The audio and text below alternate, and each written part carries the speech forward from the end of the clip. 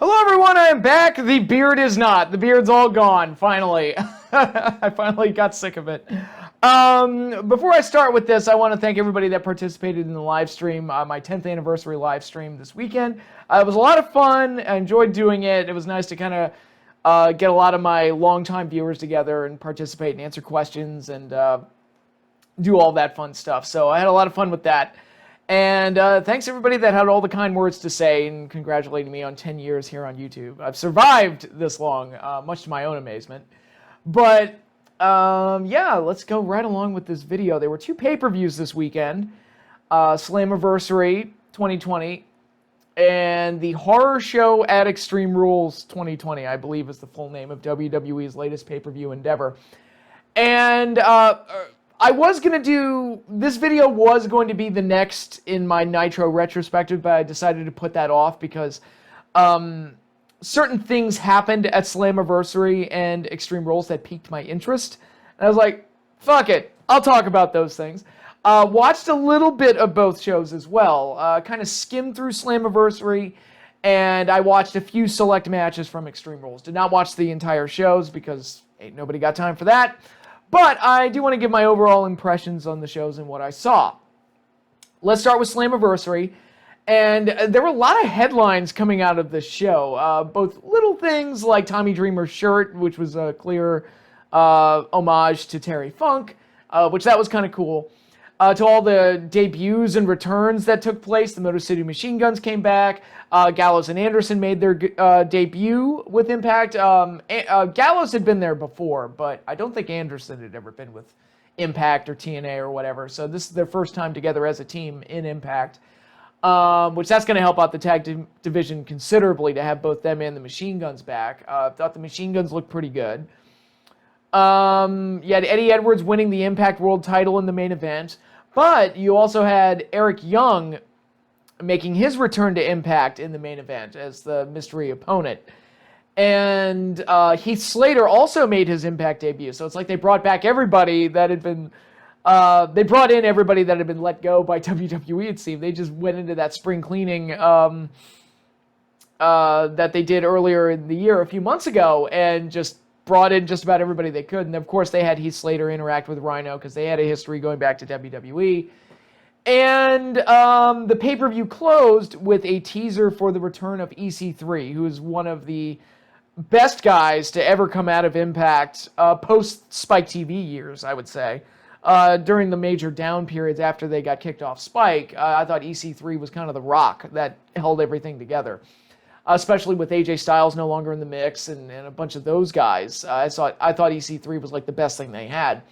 So him going back there makes sense in that regard, and it'll be interesting to see how he gets portrayed and how he gets utilized, because, as I've said before, I think the dude is super talented, and WWE greatly missed the ball with him to a degree that's shocking, because it's like, he's got the look, he's got the mic skills, dude's talented in the ring. I mean, Vince, what did you not see? I'd love to hear an answer on that, but I don't know, maybe he forgot to shake the wrong hand or something, I don't know. But it's a shame that it didn't work out for him in WWE, but I'm sure he'll do really well in Impact and impress everybody all over again. So there's that. But, so it sounds like a lot of cool things happened at Slammiversary and a lot of, like, interesting things happened. The problem is that the entire event was not in front of a crowd. And I'm not even talking about like what AEW and WWE have been doing, where they have like people on the roster sit around ringside and react to stuff. They don't even have that. It's just an empty, silent crowd. There's nobody watching the event. And so the entire, everything I watched felt like I was watching like a practice run through of the pay-per-view. And that, it doesn't make for a good atmosphere, and it doesn't really make it feel like you're getting the full pay-per-view experience. I mean, I don't like what WWE and AEW are currently doing, just having people on their payroll basically cheer for the show. But it's better than silence. It's better than nothing. Again, I know in the middle of COVID, it's hard to criticize anybody for anything because it's just this is the hand we were dealt, but I would much rather have WWE and AEW's approach over what Impact did, which is to have absolutely nobody there. It was like, ugh, that's not great. That's not great at all. But yeah, Slammiversary, I think there was a nice, honest attempt at a strong pay-per-view. It's just everything I watched, I felt like I was watching a practice run through. You can't, without a crowd, it just doesn't work. And especially when you compare it to what WWE and AEW are doing right now. And it's like, dudes, they at least have somebody reacting to this. So it gives it some kind of an atmosphere. Not a great one, but it's better than nothing. And Impact basically settled on having nothing, which is not, for me, not the way to go. But so those are my thoughts on Slammiversary. Extreme Rules. Well, let's go into this thing. I was getting horrible flashbacks to like WCW uncensored pay-per-views while watching this thing. This was, holy shit. They did some stupid ass shit on this show that made me feel like I almost owe WCW an apology. And I'll go through the matches that I actually watched. Well, I guess I'll talk about the United States title match, even though I didn't watch that. But the match didn't happen, and MVP was just declared the new champion because apparently Apollo Crews tested positive for COVID, so can't work, and got to put the belt on the guy that he was going to face. I'm like, all right, I can live with that. It's an unfortunate situation, but I can live with that.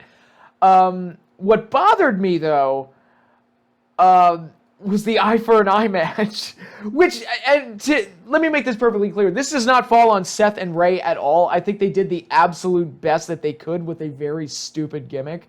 One thing that I thought they were going to do, well, for one thing, I thought this match was going to be one of their cinematic matches, and it wasn't. And I'm like, oh, geez, that makes it even worse, I think.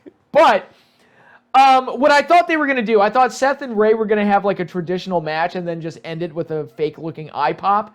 They didn't do that. They at least were going for each other's eyes the entire match. So it's like, okay, so at least they're working it the way they should, or at least the best way possible to make it look like they're actually going for each other's eyes. So at least there was an attempt to make it work on their part and the agent's part, whoever put this match together. But when you get to the finish and you see that fake little eyeball, googly eye coming out of Ray's mask, and Seth starts vomiting, it's like, I can't take any of this seriously. This is too much of a joke. It reminds me of like something out of Evil Dead, which is deliberately played for laughs. Or to use a wrestling example, it reminds me of like Papa Shango coming out and putting a voodoo curse on the Ultimate Warrior, which I laughed at that at 7 years old. At 7 years old, I thought that was stupid.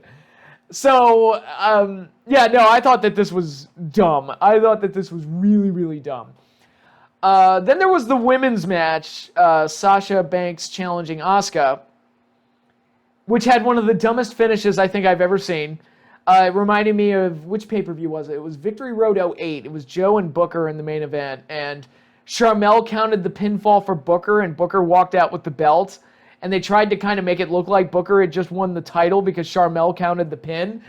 And I'm like, that's not a good finish at all. No, not at all. And, just pure and utter not. Now, I thought they were actually going to run with this as a title change, which thankfully they did not.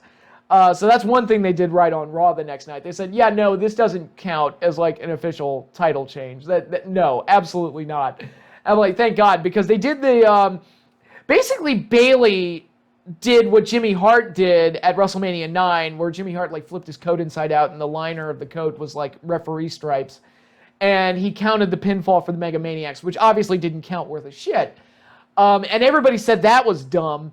And then you get to this pay-per-view, and Bayley rips the shirt off the referee, puts it on herself, and counts the pin, and declares Sasha as the champion. I'm like, that shouldn't count, and that's the dumbest thing I've ever... If it counts, it's the stupidest thing I've ever seen. It's as bad as, like, Hogan and Vader at Uncensored 95 in the strap match, where Hogan dragged Flair around the ring, and somehow that counts as a win for him. Please explain that one. Fortunately, they didn't stick with it, so I'll give them a little bit of slack. It's like, okay, they didn't stick with this as a title change, but when you're on pay-per-view and you do something like that, I'm like, okay, that is exceedingly stupid. The way to do something like that is to end the match in a DQ, so at least you get like an official finish, and then have the heels do their antics afterwards, so you know that, okay, this doesn't count as a title change, it's just the heels being assholes. Which Victory Road 08, TNA made that same mistake, where it's like, look, if they just ended the match in a DQ and then have Booker be an asshole post-match and count that fake pinfall and everything, fine. I would have let it slide. But here it's like you don't get an official finish, and you're just kind of left shrugging your shoulders like, wait, does that actually count as a title change? Because it really shouldn't. And it was really, really dumb. Really, really dumb. And then you got the world title match, the WWE title match, Drew defending against Dolph Ziggler. And for some reason, I have been watching Raw, so I don't know what the reasoning behind this was. But Dolph Ziggler was allowed to choose the match stipulation for this. And he ultimately decided it's an Extreme Rules match where I don't get disqualified, but Drew McIntyre gets disqualified. He can get disqualified, so he has to wrestle under normal rules. And if he gets disqualified, he drops the title to me. And at that point, I'm like, okay, so if he's not picking from an approved match type list or something like that, and they're just giving him free range to pick whatever he wants, I'd be like, dude, motherfucker, just shackle Drew's legs together or something, like tie his hands behind his back or something. Like, make it as easy for yourself as possible. And he still lost. Even though he stacked the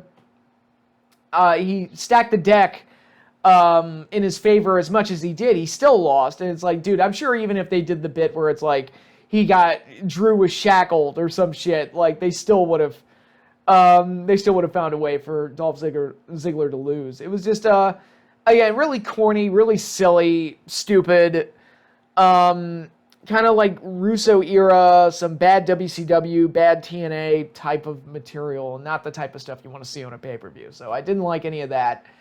And then you got the Swamp Fight, which might be the worst cinematic match that WWE's done so far. I think that whole act is starting to wear thin, and they're starting to run out of ideas. And if the entire thing didn't even feel like a match, kind of like the WrestleMania match